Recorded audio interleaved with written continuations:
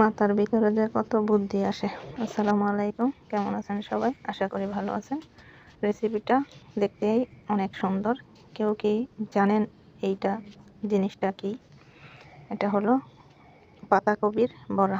বাজার থেকে একটা পাতাকপি কিনে আনছিলাম। তো পাতাকপির উপরে সবুজ পাতাগুলো অনেক বেশি ছিল, তো ফলাইতে মায়া লাগতেছিল। তো কি করব ভাবনা চিন্তা করতে করতে এই তো পলে নিলাম একটা আলু, একটা গাজর।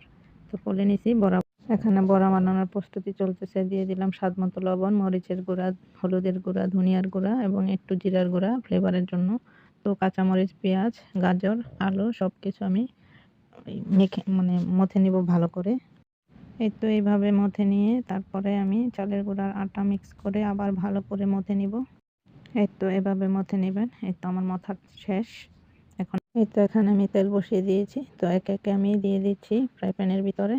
তো ভাজার পরে আপনাদেরকে দেখাবো আসলে ভাজাটা কেমন হয়েছে।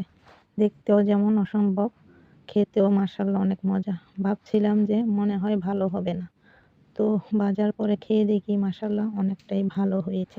মাঝে মাঝে ফালাইনা জিনিস আসলে তেলাইনা হয়, তো ফালাইয়া দিব ভাবতে ভাবতেই আসলে বানিয়ে নিয়েছি। খেতে মাশাআল্লাহ অনেক মজা। সবাইকে আসসালামু আলাইকুম। সবাই